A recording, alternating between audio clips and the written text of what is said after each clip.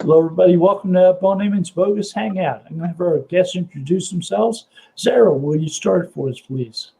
Hi, everyone. My name is Zara Altier, and I write for the web. Thank you. Thomas? Hi, I'm Tom Zickel, founder of Blueprint Marketing. Terry? Terry Van Horn. Just plain old Terry Van Horn. And I'm Bill Slosky of SEO by the Sea, and I'm the Director of SEO Research for Go Fish Digital. So we're competing today with Google I/O, which is introducing a bunch of new stuff.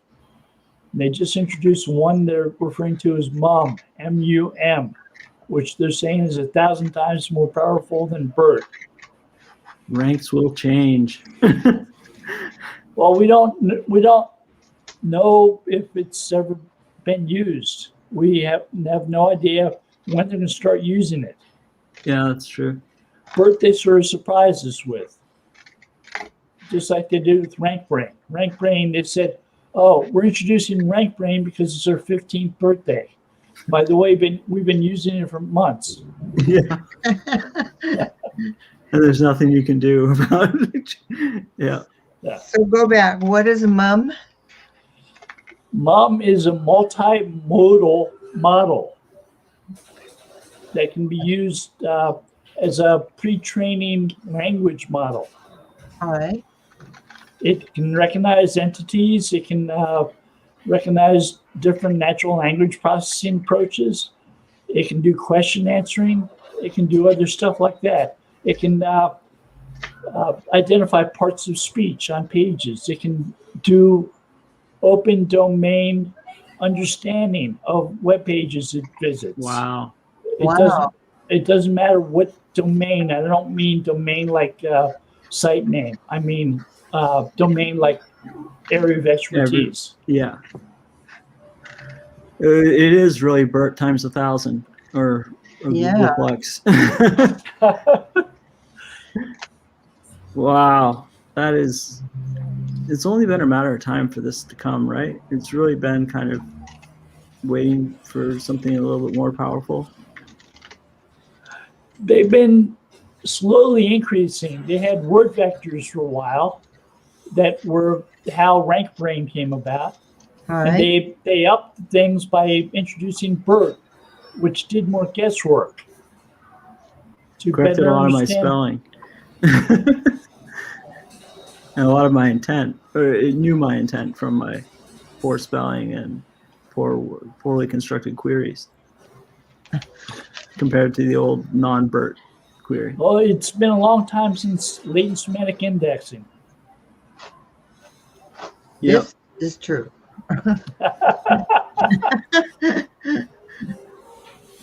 BERT's been amazing. Like, I'm excited to see MUM almost like British MUM, right? MUM? MUM. Yeah. MUM. I had people ask me on Twitter, do you have any articles about MUM? And I said, I just found out about MUM. I didn't know MUM existed until seconds ago. I just met my dad the other day too. I had a chance to look for MUM on the web. That's it's important to understand. So it's MUM. It's not MOM like a traditional spelling. It's MUM. Yeah. Yeah, that's awesome. And Google I/O has how much more time in it? Not that you should change if you're watching this. I don't know exactly how long. These are keynotes they start with today. If you type in MUM into Google, just MUM, nothing but you type into Google MUM, yeah. Well, probably find your mother. Yeah, it showed me her location and her last results for search. If you type BERT into Google, do you get a picture of BERT? Sometimes. Sesame Street. Yeah, but I've seen some pretty explicit graphics for some reason that have to do with BERT because of because of the way BERT operates, I guess I should say. Yeah, wow. So this is impressive to see these GIFs. Wow. it's going to basically this is amazing. This is a big leap. So the other one that was really interesting was product graph at Google. They're talking about that. It ties into search, shopping, Google Lens. That will be a big You take photos, and as you're uploading your photo to Google Photos, it'll ask you if you want to run Google Lens on the photo, Really? Wow. and it'll tell you where the things that are in your photo are for sale, where you can buy them. Say you get some pictures of somebody's new sneakers. It'll tell you where they're available for sale. that's going to be amazing for influencers and for, I mean, everyone's going to be wearing what I wear. No, what some like Well, they're talking actors. about how it'd be tied into Google Shopping, how the product carousels. Yeah, that's going to be exciting. So for e-commerce stores, they'll have like a knowledge graph for their or a shopping graph for their actual products, as well as this information that will be fantastic. I mean, sounds like a real big change for everyone. Well, I'd mentioned, Thomas, to you, we were talking about this, Luna Dong from Google, who was in charge of lots of stuff at Google's Knowledge Graph. Yep. And she left Google to go work for Amazon and to work on the product graph at Amazon. So, having heard of that, it made sense that Google would have their own product graph at some point. Absolutely. Yeah. No, it seems like it's going to make the whole e-commerce war a lot better, a lot tighter. And we're seeing schema for G10s, which are global identifiers. Yeah. And Yeah, they're from GS1, the company that brought us barcodes 40 years ago or so. Yeah, they're going to be able to show Google basically how to compare same TV or something like that. If you buy a Sony whatever model, you'll be able to see the pricing and all that stuff and know that it's the exact same model. A lot more data from that, actually. Not necessarily, because G10s are can differ based upon who the distributor is. Oh, okay. Yeah, but so the distributors differs, but the manufacturer Remains the same and remains in charge of giving out the G10 G10s. numbers. So in the beginning, can you figure out the manufacturer from the root of the what do they call it? They get assigned like a number set, right? They get assigned a number set, right? Yeah, that should be really exciting. Like, I mean, I have a client who we've installed the G10s on their e-commerce site, and it's I'm glad to have them there, basically with all the for PPC and for organic. I think that it Right, would but be if you have a big marketplace site like Amazon, you'll have some merchants selling the same products with very different G10 numbers, because G10s are associated with the product they're selling. And if somebody tries to return a product and get credit for it and get a refund, they'll have to go through the marketplace producer who had that G10 assigned to them. that makes sense. Yeah, so then returns don't go to the wrong. Yep, Google will be able to segment everything and keep everything. You do returns to distributor, not the manufacturer. Yep. Yeah, no, that makes sense. So if you bought it from Best Buy or you bought it from Walmart or you bought it from whoever, it'll Right, but they're going to tie all those products together, so you can do product searches and see you the can comparison. identify the distributors. purchase things maybe from pictures you see of stuff. Yeah, that'll be cool. If you could zap your, yeah, you can already kind of do that, You but could if you purchase get it from a right. picture because Could it's do that 10 identified years. already to who the distributor is. So let's say you see a guy walking with a pair of pants or something like, let's say it has like a logo. They could find that picture that define with that product and then sell you that product based on the photograph. Right. You watch the Oscars and you see the red carpet and you take a photograph of somebody you see on your monitor who's wearing a certain dress or whatever. You take a snapshot and then you do a Google Lens search on it so it identifies who the designer is and who sells it. Didn't they buy a company a few years back that was doing that already? I don't know. Yeah, I'm pretty sure they did. Deep. They bought the company for the technology. Who's they? Google? Who's they? Oh, Google. But I forget the name of the company. But it was a few years back. No, I don't remember them buying clothing.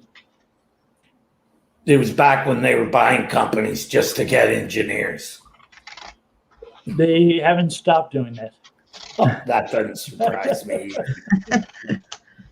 Google Lens is pretty amazing. I mean, what it can pick up on, and especially with the combination of the power of cell phones today. Everyone's got a huge camera in their pocket. And They were doing face recognition too, Bill. Yeah. Now that you can actually go through your own photos and look at mathematics. You can look at pictures of people in swimsuits. Not that I would ever do that part, but like hypothetically, if you wanted to, it's amazing how powerful it really is. And I see, like, whenever you search Google Lens, if you find a product like a handbag or like something like a camera someone's carrying, it can identify it. It'll show you related results, which is pretty cool. I mean, Google Photos will index your photographs for you. You want pictures of all the dogs in your photographs? It can separate those out. You want pictures of a certain person? You tell which person, it'll get the same person at all different ages. Yeah, it's amazing at that. Like, I'm shocked at its image recognition capabilities. Apple's is pretty good as well, but Google's is much better. Just unbelievable how you can just pick a person, put a person's name underneath there, and it'll find every photo you ever had of them. I've been using Google Lens to identify plants. Oh, wow. It's been getting better at that within the last year. That must be difficult for it to. I guess if it has enough of the machine learning already, then it can identify the difference between a ficus and a fern or whatever. It can look at the leaves. It can look at the flowers. It can identify them.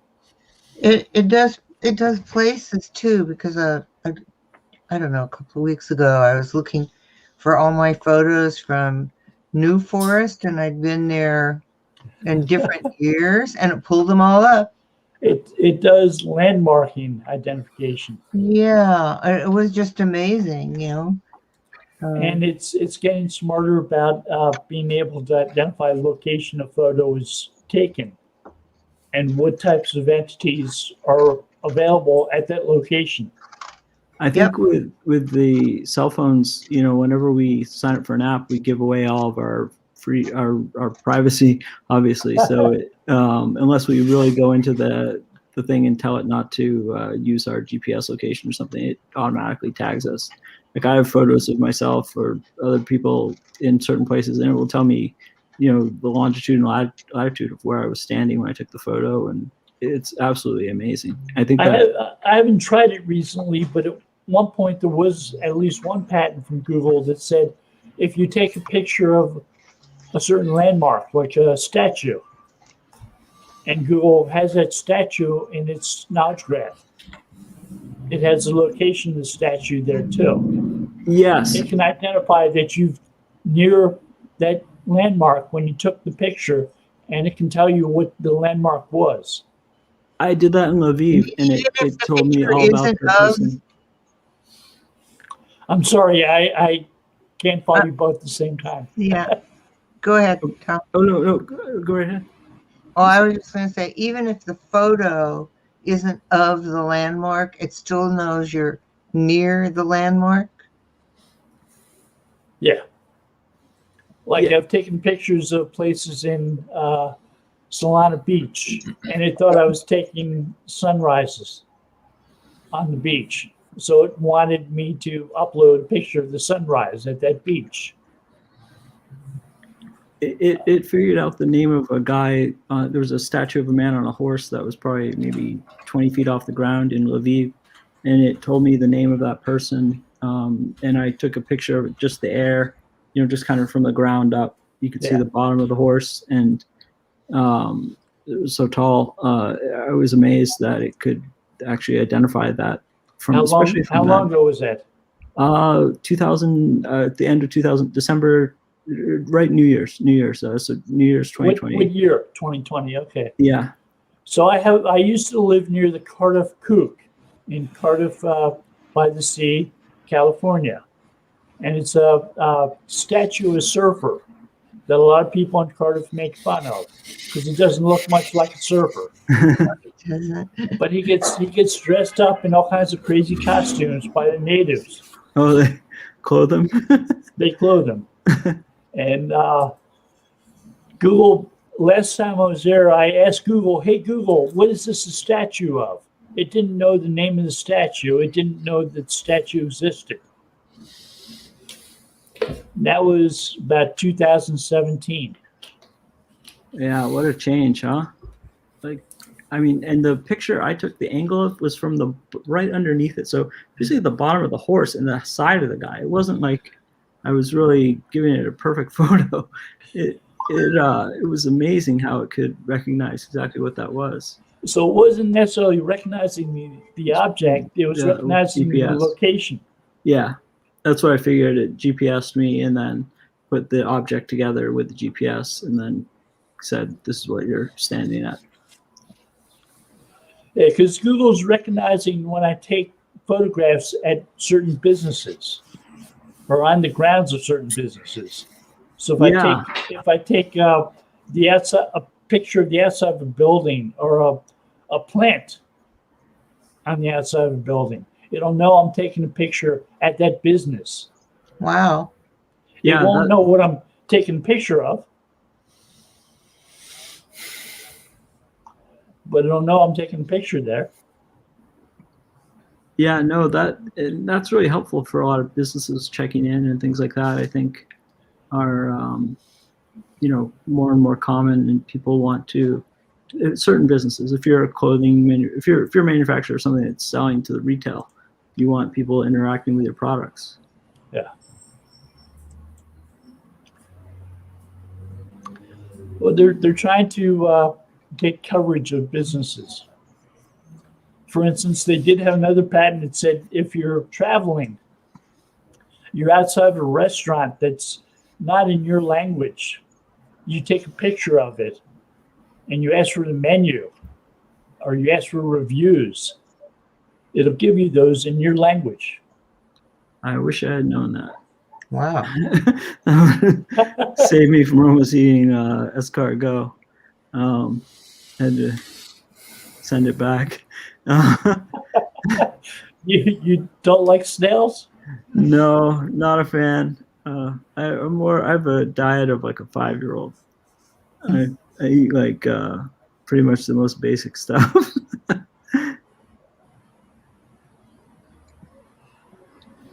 That makes sense. It's strange having to eat like Italian food in Italy. It's very good there. I mean, I like Italian food. I like German food, but I like hamburgers, hot dogs, and stuff that you'd give the kids. Like I'm always cool with. So French food is some of it's very good, but some of it you have to. I don't know. I don't eat fish, not because I tell people I'm allergic. I probably shouldn't say this on the air, but I'm not actually allergic. I just don't want to hurt people's feelings. Yeah, and you can eat certain foods in San Diego at Mexican restaurants like Tongue or Cheek. Yeah, San Diego has some amazing taco or Mexican restaurants. Yeah. If you ever get over to Florida, Tijuana Flats is one of the best down there. What Florida makes and- them special? I think just they came out with a line of spices not spices, sauces that made them pretty famous. But they're just I guess the taste and the.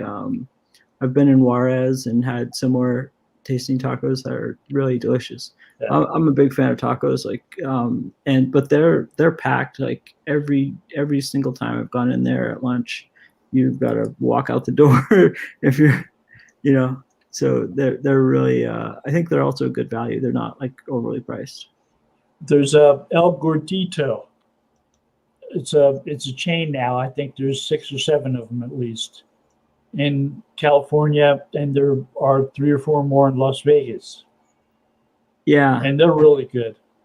yeah, that sounds delicious. Like with a name like Tijuana Flats, you'd think they'd be over closer to San Diego, but they started by some UCF kids, and they created a sauce called Smack My Ass and Call Me Sally, and that took off apparently on campus. It led to funding, and then they created a whole menu and all this stuff. So they have pictures on the wall of Michael Jordan to troops deployed overseas eating it. So it's if you get a chance, try it out. It's definitely worth the $7 or something. We have a chain called Rubio's in San Diego, which was started by a guy who went to Mexico and tried fish tacos and brought them back to the United States, started selling them here. And Yeah. they're really good. The difference when you taste compared to Taco Bell, when you taste real Mexican food in Mexico, it's such a different. I remember until I went to Puerto Vallarta, I thought of tacos from Taco Bell as Mexican food. I was like, it's so different. So yeah, I think it's really really cool when people come up with when they can bring those types of recipes back to the States and everyone can enjoy them. Speaking of, we've got a taco stand near me. All the people cooking at the taco stand, I think, cross the border to get here. oh man, that's awesome. Yeah, you get the best probably tasting. My brother was in South Texas, and he would go to Juarez all the time. I don't know why he spend so much time over there, but he said they had some of the best food, and I visited him. And in San Antonio, we went to Juarez, and it was not a very safe place to be, but it was very good food. After dark, the people that were there with us told us we should leave right away. Aside from that, it's great food. Probably not a bad idea. Yeah, no, not a bad idea at all. I think considering like my brother actually got carjacked a couple weeks later, not carjacked, home invaded by somebody that was probably from maybe that area. They walked in, punched him in the face, and took all his stuff, drove away with his car. But that's rare. What else? It was in San Antonio, but like the police thought that it might have been a gang or some sort of criminal organized crime thing, because apparently it was happening somewhat regularly. So Google is spreading the news about removing dates. Yeah. Yeah. You're playing with the dates, making it look more fresh. Got Google pissed off. Doesn't matter what date you have on it. They know roughly when you published it. Right. Right. And they know whether or not something is green because they know when people link to things. If people keep on linking to something that you wrote, it still has value. Right. So date modified and date posted, but date posted always shows up in the structured data on the SERPs, unless you remove unless you just show date posted modified. I've seen some people refresh the dates automatically. So they have Oh, like when you 10-year-old update a page. articles that are dated yesterday. Yeah, no, you have to add content or you're going to get in trouble. If you change the publish date, that's playing with fire. Why? It works for some people. Well, if you get rid of, if you make the publish date the updated date modified / publish date, I've seen that do wonders. But if you keep the publish date and then you change it, just like you said, like Google knows when that page was published, it's going to actually figure out that you're trying to make it look fresher to the SERPs, and kind of it gives a little bit of a boost and then it comes right down. That's what I've seen. And I've seen if you just put the one structure, I'm talking about marked up and structured data. If the one modified, keep the modified post on, that seems to work. But it also is, Google probably doesn't want you messing with what's actually the truth about when it was published. Though some, if it's evergreen content and you're adding content to it, it should have the modified update, I think, on there. Only if the server is doing that. Right, the server. Not by default. You have to set the server. You have to go in with, PHP. Yeah, you have to make it happen yourself. So you can't claim that it just happened out of the blue. Yeah, you have to change PHP and. But Google internally keeps track every time that they crawl your site, so they know when you first published that article. Right. They know and that if you changed it, because they have a snapshot of the copy as well.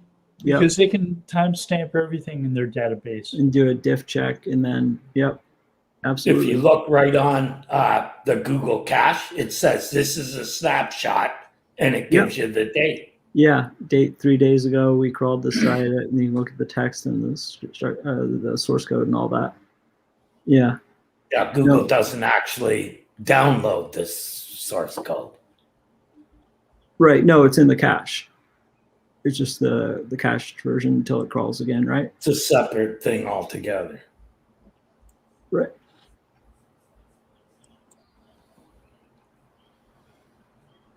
I think one thing I found amazing, and I'm not trying to promote a company over another, I dropped a site's page load speed to 450 milliseconds on average on GT metrics, web page, like I had all the big page speed tools, from 3.5 to maybe 4 seconds on average, just by employing Fastly with the Fastly origin installed. That's all that happened, and it was night and day. I mean, I was shocked. I literally like blown away, and I recommend if anyone wants to speed up their site, they give it a try. You get $50 for free to try it, see if you like it. So there's no loss. Not trying to promote any product. Cloudflare is great too. It's a very good product, but they do similar things. But if you're a developer, Fastly gives you what Cloudflare Enterprise can give you, but for much less money. Also, the founder of SecureEye, Tony Perez, reached out to me on Twitter. He's got NCO, a new company that's doing web application firewalls and CDN and DNS. And some of the case studies are amazing. And that's only going to be, if you sign up now, $1 forever. So if you want a good, cheap WAF forever, if you're one of the first people to sign up, it's $1 for life. So have any of you used PBNs for links? No, I've been tempted. No, I only do sustainable SEO, Bill. Sorry. I bought some from a guy named Webmaster T. I've been annoyed. I've been annoyed visiting some sites that were old favorites and finding new links in those old sites. Like somebody bought robots.txt. The robots.txt What website? .org. The original one. Yep. The one with the original robots.txt. They bought it and they started adding links to it. From PBN. It has thousands of links already. It looked like it was turned into a PDN. Somebody that was pretty well linked to already. It seems like it didn't have all those links, and after a while, it had a bunch of new links. Somebody went back in and got rid of all the new links. It's smart. Because they were probably spamming and made things worse rather than better. It made things worse a lot. Yeah. Robots.txt.org has been around for, since like mid-90s? Or late been up almost, it's been up since I've been online, and that was a long time ago. Yeah, that's interesting. Like PBNs today, you'd think that it'd be so easy to catch for Google. It is. Anybody who thinks that those things are fooling anybody is a that fool. they're very easy to catch. Yeah. You can't have something like that and it not leave a footprint. That's very easy for a company with the resources like Google to see it. Yeah, they have the whole picture. Google tracks links every day. They know all the links everywhere. They map link graphs. Yeah. For them to not know that there are links from certain sites would mean that's why I'm shocked people still They don't know what they're doing. They do know what they're doing. But like the PBN people, I'm surprised there's still forums and Black Hat forums talking about. Because there's always idiots looking for shortcuts. Bottom line. It'll work. Been happening for all 27 years I've been doing this. I mean, I get my stuff from Fiverr, and it's the best. Beyond logic works. People buy it. There are always people bragging that they have better PBNs. Right. Actually, honestly, they don't have any clue. Yeah, they have the same PBNs everybody else does. PBNs and blah blah blah. But it's like if they're indetectable, they'll never get credit for the links from them. They're all no follow, no. They're like, if you think about it, Google's like a sphere that can see everything, and then you're saying inside the sphere, Google can't see it. It would have to be no follow, no index, and Google would still see it. Think back to all the SEOs who are claiming credit for having links from places like Forbes. Yep. And then Forbes comes out with we're no following all the links on our site. Which they should have done, honestly. Forbes has kind of become I don't want to disrespect anyone who's been interviewed on Forbes, but it's been kind of easy to get on there. Forbes was once upon a time a very reputable magazine. Right. It was. Yeah. And the website has been anything but reputable. Right. Where like the Times and the Journal today, that's reputable. If you can't Forbes buy your way in, you can't get your way. The authors that are putting the content on Forbes that are doing that. That's not Forbes. That's the authors putting content on Forbes. I'm not making any excuses for them. They're doing whatever they're doing. It's okay. You're not going to give them that much credit, Bill? No. Okay. I think that I think I've even seen in Forbes they have some paid slots there where they're actually getting paid to be not interviewed but just give it's basically like a paid guest post. I believe I can find something like that. It's like getting a speaking gig as an SEO where you have to pay somebody to speak at their presentation. Right. It's like, not this lifetime. No. I'm up here because I gave this guy 10 grand and I want you to hear the story about it and some SEO. Sponsors at SES. That's why. How do you think they got on? It's not because they know very much. In some circles, yeah, but others, I think that, I don't want to badmouth any conference or anything like that, but I've seen some people that they all do it probably. I've been to so many conferences in a row that I'm sure you guys have all seen it. You see the same presentation after the same presentation, right? But some people flat out just don't. I don't know how they passed the test to get out there. Like, I don't know how they were chosen. Well, because they don't have to pass a test to get on. The test is how long it takes you to go to the bank and back. Yeah, I guess if you have some company sponsoring the conference, right? And then that company somehow helps you. That makes sense. But the other part of it, like, I mean, you would never go to Search Log and be like, "Hey, Will, here you go. Here's I don't know, whatever amount you would need," unless I don't think that's possible to do. But it might. I don't know. I'll send him a DM and see if I can mess with him and say, "Hey, I'll pay you." No, I want to be on I want to speak 3 times during each conference. See what he says about the same topic, but no, I don't have any problem with that.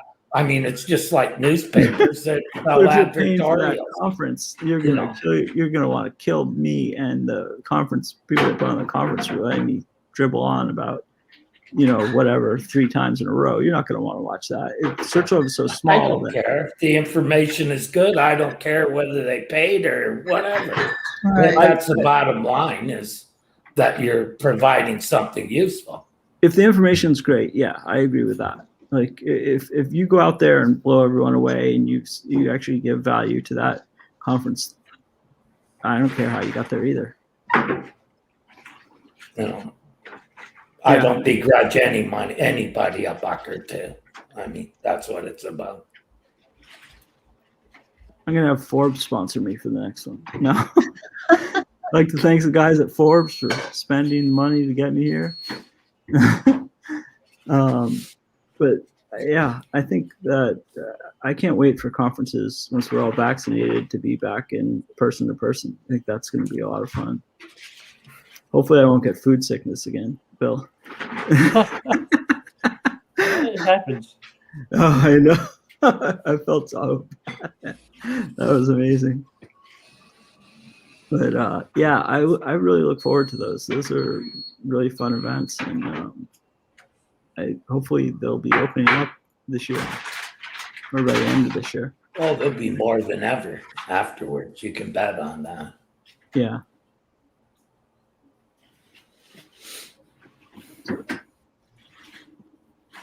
What do you think is the optimal speaking time for somebody trying to lay out something like Rank Brain or BERT or MOM?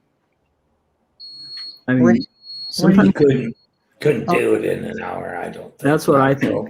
Sometimes the 45-minute limits are a little too short for certain subjects. That's just my opinion, but it all depends on the speaker too. You can listen to one person for 3 hours and listen to another person for 20 minutes. Some subjects have too much information to fit within that short period of time. Yep, exactly. Can't do it in an hour. Have to spend half a day at it. It just scratch the surface. Yeah, send you home with some actionable stuff. So there's the way you do it. You do the presentation and you hit the highlights, and then you have your workshop in the afternoon. Yep. That's a good way. And then you build a site dedicated to all the things you talked about, the downloads and the links that you. Yeah, that is a good way to do it. And then have a little bit of time to sit with the people that you want to learn more about whatever topic they're speaking about. Right. Yeah. So you give the highlights. You give the highlights in the presentation, and hopefully raise some questions that people will want answered in your presentation. Yeah, in your workshop. When I go to a conference, I spend 90% of my time in the hallway outside of the lectures. Yeah. Sneaking away with the free food? No, networking. I don't eat garbage, so I definitely not eating there. Well, isn't that how this this show started. This is exactly how this show started.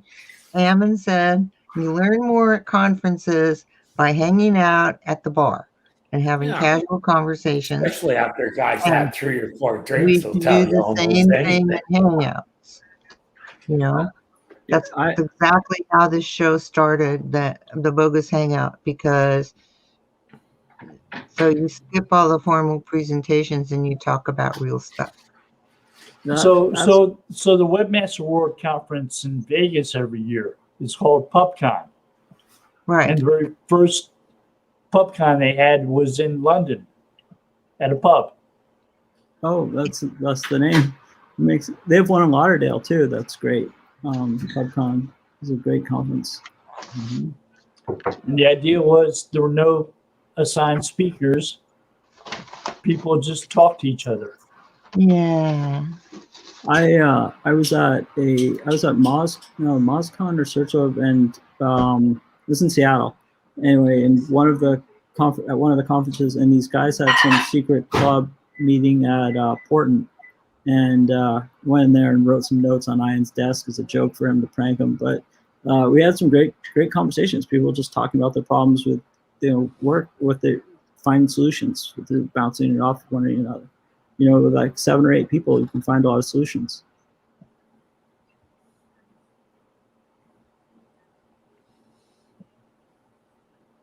So I like the search engine strategies in New York City when Matt Cutts was a speaker at them. And Matt would speak at a conference, and then at night after the conferences were over, the presentations were over, people would go out to bars, things like that. And all the black hat SEOs would go to the same bar. Show up, pay their way in. And Matt Cutts would drink whiskey and drink other stuff, and Matt Cutts would drink root beer or ginger ale. Tell me what you do. And he would tell them a little about what he did, and they would tell him about their victories. Would he say he worked at Google? They would tell him about their victories, what they were doing to rip off Google. Take him down. Wow, that's the last guy you want to tell something like that to. You don't necessarily. He wouldn't go after specific people unless you were really doing bad stuff. It's like really people. Nice guy. He's a really nice guy. It's like the people who send emails to people at Google telling them how to get free links. I've got to stop doing that. No.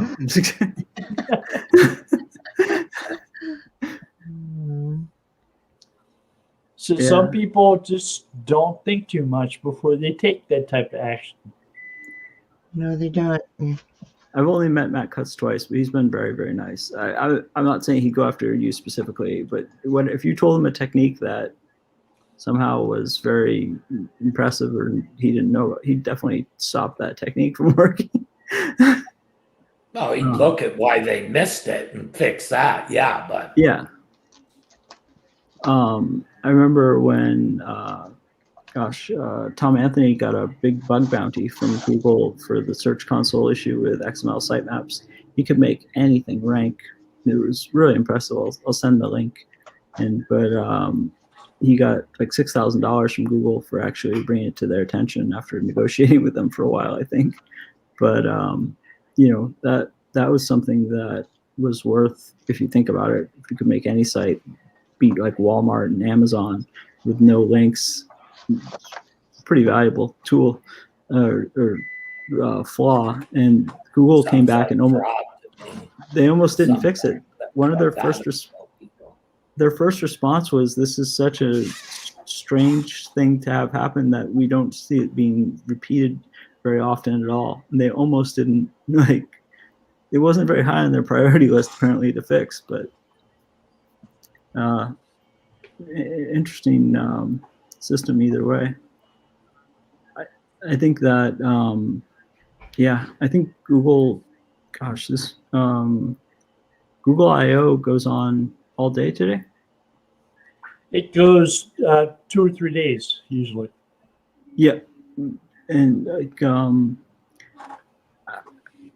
Inbound. Have you guys ever spoken at that?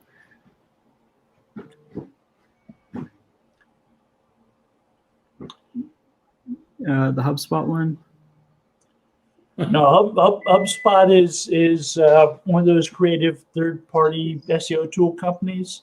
Yeah. This is how you do marketing straight from the comic book. Right. Yeah. They have Martha Stewart as their keynote speaker one year, and I was like, "What is she?" Because Martha Stewart knows everything about SEO. Exactly. That's what I was About as thinking. much as the guys at HubSpot. About as much as the guys in HubSpot. Let's make content hubs. Right. Yeah. Make yourself look really good by making up a new term and ranking for that. Right. So Silo. we can't rank for SEO anymore. So let's rank for growth marketer because we've got warts and all. Yeah. That's I see that a lot. Like Outbound marketing, and somebody else jumped on that one too. outbound marketing. Jeez. Which is actually an old telemarketing term. Yeah. Which most big managers in marketing, if you said, I'm doing outbound marketing, they'd say, no, we're not doing telephone marketing. Yeah. You're spamming people basically. There's another instance of a guy who couldn't rank for SEO. Cold calls. Couldn't rank for the term SEO. Couldn't rank for the term SEO. So he picked another term he could rank for. Yeah, I used to like going to their site. When you clicked on it, every page opened up a new page off the home page. Oh, A it's new just browser off new the tab. home page. I just laughed my ass off when I thought, I'll develop this website. Some 5-year-old for his first site. 1,000 drunken monkeys at 1,000 computers. No. I remember SEO.com used to rank #1 for SEO. Remember that? The exact match domain used to be actually up at the top. Yeah, I think that's in my town. Is it really? Yeah, they don't come anywhere close to ranking #1 anymore. But no, they don't. They had a time in the spotlight. I think, I've never worked with them, but apparently they got some pretty big companies to work with them as a result of ranking #1 for. They bought that domain from a sewing electric company, something like that. It was or sewing electric something organization. It was some sewing company. That's how they got the domain, and I think they paid like $4 million for it. I could be a little bit off on my numbers here, but gosh, exact match does work a little bit, but not that much. I'm all for. I'm actually trying to figure out when you merge 3 sites, if you get rid of the exact match domains that were linking to the other 2, or that were making up a lot of the traffic for the other 2. You're going to have to really do a lot of content marketing, a lot of SEO basically when we're talking about to fill in that gap of the exact match domain with 3% difference. They worked on the exact match domain to get any benefit that may have accrued to go away. Yeah, I've heard that. They likely have. It still seems to work though. Like for some things, but I'm not saying it's powerful. They use a commercial intent approach to try to get rid of it. Yeah, that makes sense. Because if you're looking for exactly that, I guess it depends on what the company. Yeah, commercial intent, exactly. So if you're looking for Boeing and you type in Boeing, well, they're a huge company. It would anyway. Exact match domain is no different than having your keywords in your URL. Has no more power. Never has. I agree with that. Never has.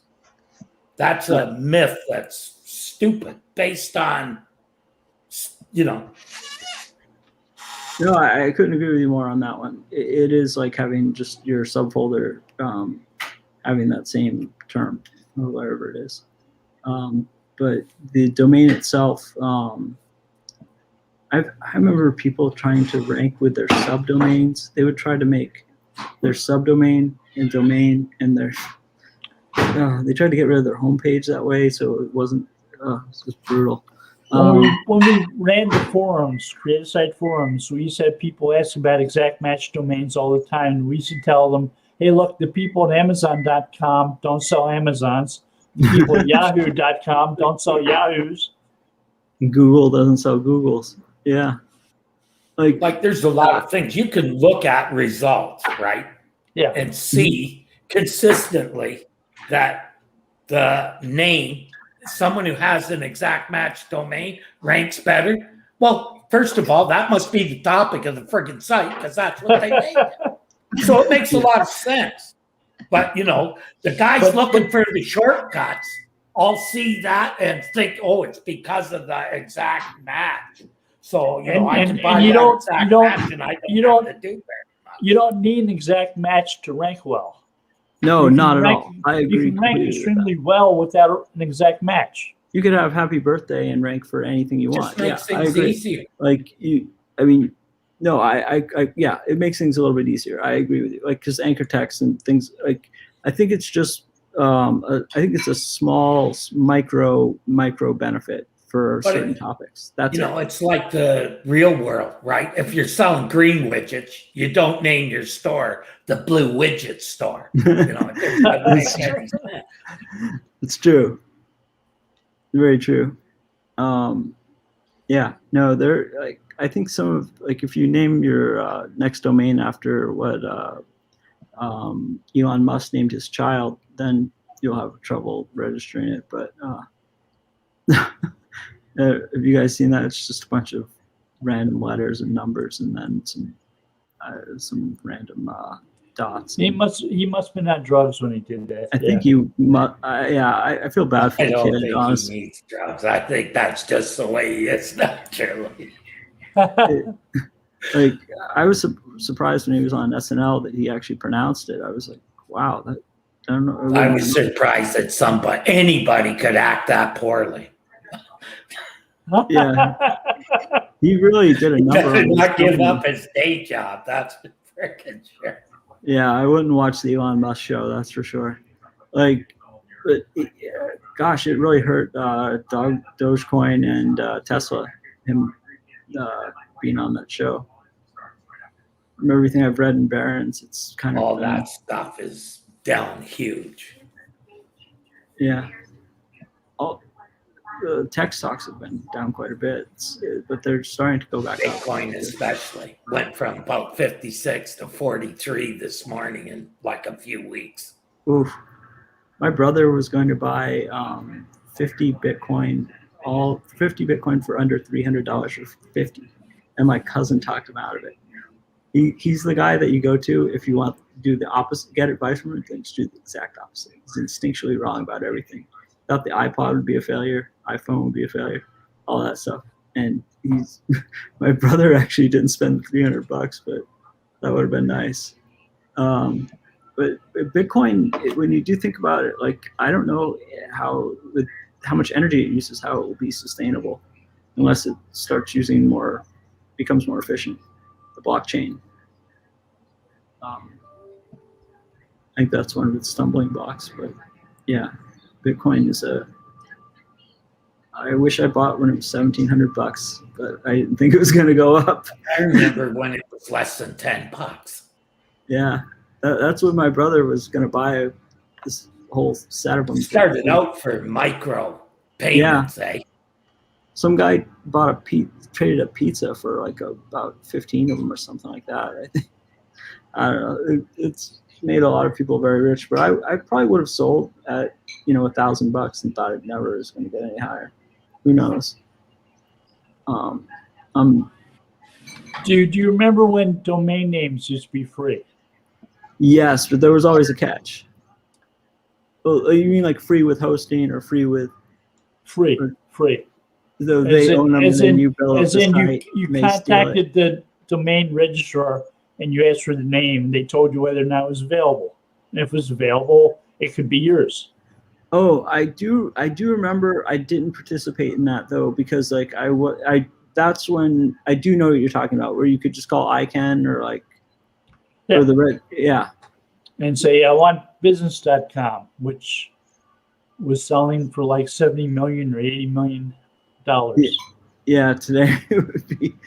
Yeah, it's amazing to see. I bought a few domains and then let them expire and see them skyrocket, and I'm like, oh, great, thanks.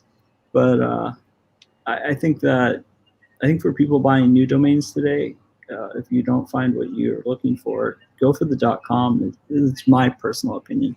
It's just because it's on our phones and everything. But people should, go to places where they resell the domain and look for deals on that. Don't pay too much. Don't like go for the thousands of dollars or a couple $100 or something. It's worth it. Not for the old company's information, but just to have the domain you want. Thanks. I'm trying to sell domains, so I really appreciate that. Oh, and then pay $10,000 plus, no matter what the domain is, because especially if it's got like a dash in it, it's worth more. It comes from Webmaster T. No, it's SEOpros.com. Okay. Yeah. No, they have high quality. That's a brand name, Yeah. No, that. So some of these domain names are having problems. Like Experts Exchange had a problem. They were getting traffic from people who were interested in sex changes. Because it, in addition to being segregated as Experts Exchange, it's also Expert Sex Change. Wow. That's funny. That would be even worse on a voice search, eh?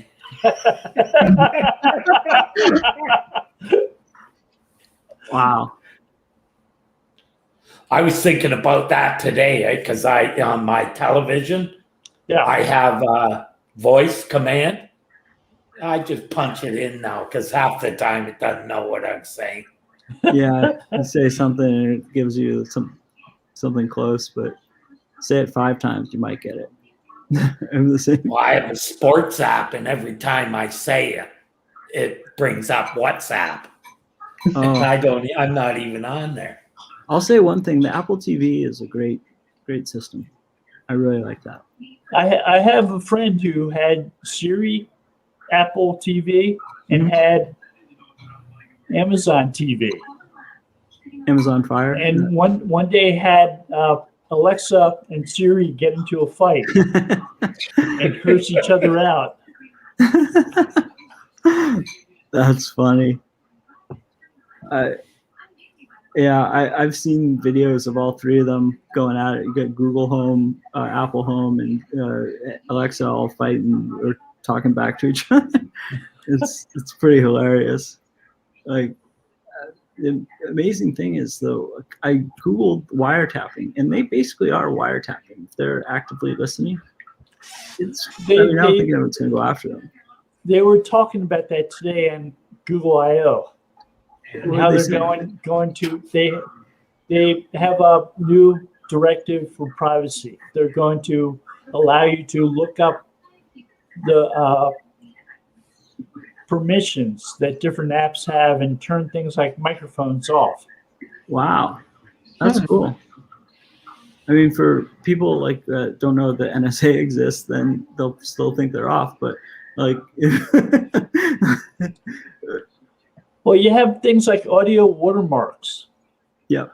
Where you've got commercials and songs and TV shows broadcasting these ultra high frequency sounding watermarks that you don't know exist. Right. But a computer can pick them up. So somebody walking by with a smartphone, their smartphone can say that TV's playing that song. Yeah, and this car's being advertised. That TV's showing that advertisement, showing that channel, that program.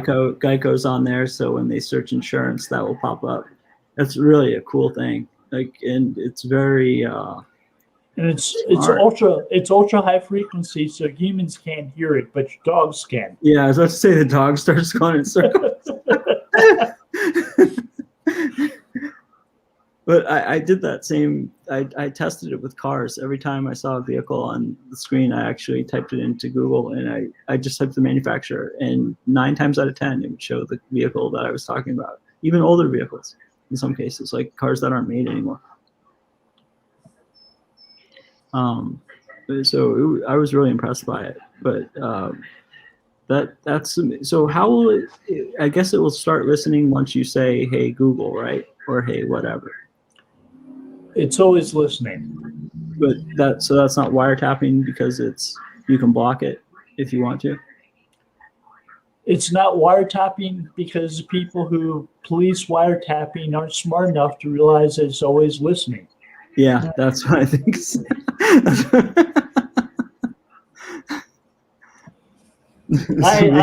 I have a phone. It's got a microphone built into it.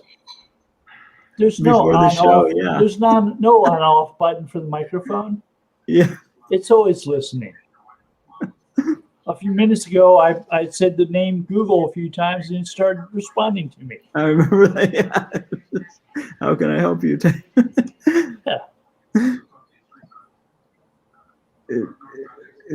Yeah. It's pretty amazing that we all live so comfortably with all this active listening technology. And I mean, I don't say I feel sorry, but if you're trying to escape with some giant bank robbery, you're probably screwed if you're near one of these machines. You're talking about how to get out of the country. There are smart TVs that are picking up on some of that stuff. Yeah, I was about to say selling the data. Can't the police just commandeer the data? Can't they say it's because of a warrant or a subpoena?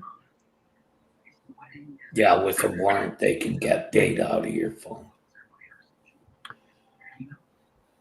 There's some question about that. So I think they go straight to Google, not to your phone. They'll take your phone information, but they'll go to or Verizon or whoever. There's some question about that. Yeah. What is it, Bill? They don't necessarily own data they're recording in secret on your device. They don't own the data that they're recording in secret on your device. Okay. They don't necessarily own the data that they're recording secretly on your device. When they're recording stuff like location awareness, right, like the GPS information from your phone, you agree to the use of your phone collecting the location your information. location, right? But they're not telling you that they're recording all the voice information. If they're trying to sell that data and it doesn't belong to them, they're committing a crime by selling it. Yeah. I wonder what people that are, imagine if you were big enough to try to compete, hypothetically, let's say Yahoo was almost the size of Google and was a real competitor. And they're trying to outfox Google, and they're sitting there with an Android device in the meeting in their pocket. At one point, Yahoo owned Google stock because they were giving Google stock because Google ripped off Yahoo's advertising method. Yeah. Yeah, it's good deal to get the stock, but I mean, at the same time, yeah, that's pretty.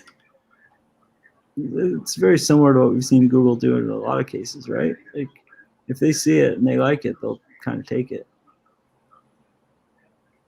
or remake it in maybe even a better way or slightly different way. They bought into Google when they started using them to provide backfiller for their directory. Yahoo? Yeah, Yahoo did. I have remember not. that because basically, yeah, they put Yahoo out of business with Yahoo's money. Oh, gee. Is it true that Google named their first building 40 to make themselves look bigger so they get better deals on enterprise like software and things like that? What was the graphics company that was there before Google at the Googleplex? It's a graphics company. ATI, not A.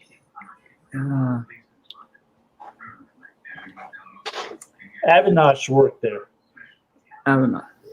It began with an S.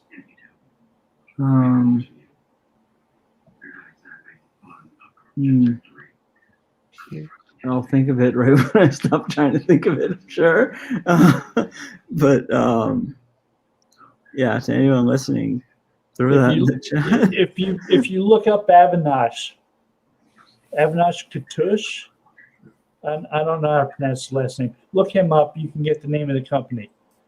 They were the ones who owned the Googleplex before Google did. And they had numbering, they may have gone up to 40. Yeah, so what I heard is that they did that to get like software. Basically, if you're buying enterprise software, if you look bigger to them, they'll give you better service, better pricing, because they think they're going to get a lot more sales in the future. There's more room to expand. So if you think you have 40 of the same building, then there could be 40 more sales hypothetically, or 40 times the, But think about it. Google started out under the name Backrub, working in a trailer on the Stanford campus. Yeah, big change. It didn't have much of anything. They moved on to work in somebody's garage in Mountain View. They didn't have much of anything at that point in time either. And they bought the Googleplex. They had some buildings already there from the graphics company who owned it before them.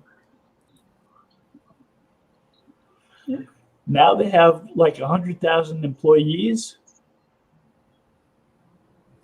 Yeah, they control a lot of what we see and hear. a lot of the world, Western world at least.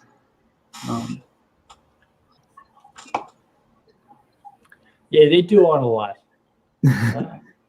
You imagine if somebody really nefarious got in charge, way nefarious got in charge of Google, what they could do to slant elections, to make people look different way.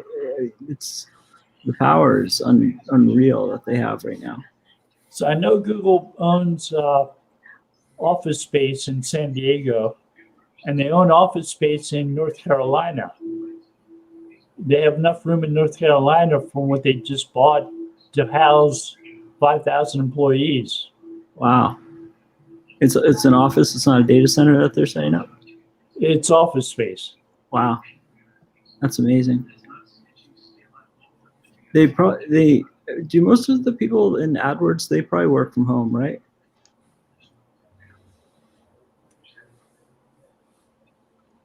So maybe during the last year, but Google was one of these companies that didn't like remote workers. Right. No Google Meet for them. Yeah, makes sense. They supposedly saved like $1 billion over the past year having people work from home. Yeah, I know a lot of people going back to their jobs are trying to negotiate for certain days off a week and things like that. Now that people are vaccinated, and if you're vaccinated, some companies want you back. Some of them want to keep it like this, but it'll be very interesting to see that change happening. And the idea of working from anywhere is very appealing. But I think, gosh, I read a thing in the Wall Street Journal. I don't know who shared it, about how Workspace was saying how bad employees that work from home are. It was really a company that's revenue is based on office space being rented is saying that you can tell your employees are bad based on if they're willing to work. If you have bad management, your remote workers aren't going to be very good. Of course, yeah. If you have people who can manage them and get work out of them, it doesn't matter where they're working from. Exactly. Yeah. I have tons of people I work with all over the place, and it works like clockwork. I really enjoy it. There's not to say there's not some snafus, but you can the people that don't work from home probably don't work when they're in the building either. Water cooler. That's my thinking. I think that comes down to, there's people who want to do the work and do their job, and there's people who are just there for a paycheck to do as little as they can. So that's not going to change. But what bosses are finding is that people work better from home, a lot of them, because they don't have the distractions that you have in an office. You don't have somebody coming up and telling you about their new dog or something. Well, first of all, right, you can get up at 6 o'clock in the morning and have most of your day's work done by 10 o'clock. If you got a half an hour to an hour commute every day, each direction, you're wasting between an hour and 2 hours a day. Yeah. A lot of people in big cities, that benefits nobody. Yeah. Like here now in Toronto, there's people that live like 30 miles from the city, so they can afford a home. Yeah, that's not true in the Bay Area too. People live in Merced. I mean, it's like, whoa. Yeah. Home prices are ridiculous. There's not many people who can really afford a home in Toronto. I mean, they start at like $1 million, I think. So you got to have a pretty good job to be able to afford it. Yeah, home prices have gone up by about 25% in the last 6 to 8 months. It's incredible, just across the board. Like, I don't think every state, but the states people are flocking to. I know Florida has. And in 10 years, that'll be something that if you're not offering it, people won't want to work for you. If you're not offering remote work. In other words, if I come to you and you're saying, well, you got to come into the office, I'm saying, no, I'm going to find a job somewhere else. Thank you. Bye-bye. Millennials are even more believing that than guys my age. But if you work at a car manufacturer, you got to be there. There's certain that's jobs. different. Yeah. But yeah. If you're doing the kind of work that we do, probably being in an office is more of a distraction. I agree. I couldn't agree more. To and from the office. Yeah, if you have to commute all the way to wherever and back.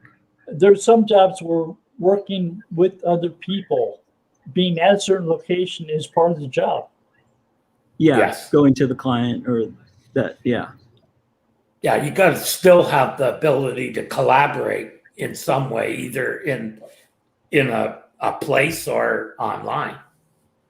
I think Slack and tools like that are in Basecamp, things miracles for, and then Google Meet, Zoom, that type of stuff.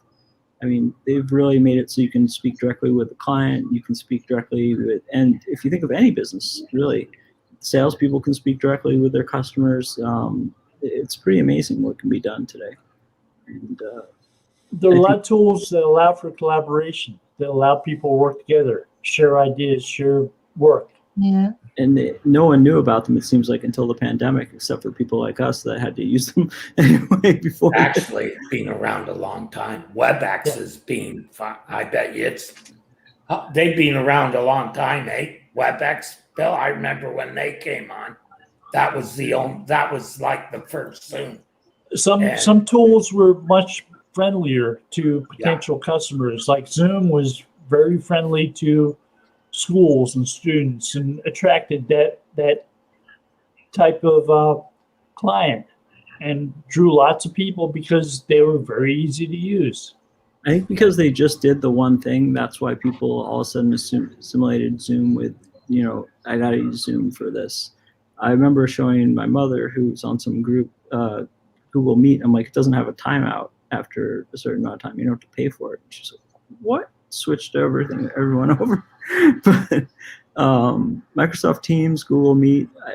I mean, if unless you want to pay, like I was using Amazon Chime, which I thought was amazing, and pay for it. But it was a lot like Zoom for a long time. And then I just figured it's with my Google system already. I might as well drop the cost and use Google Meet. We're at the top of the hour. It's a little bit past. I wish everybody good night. Thank you. Have a good week. Thanks, guys. Take care. Yeah.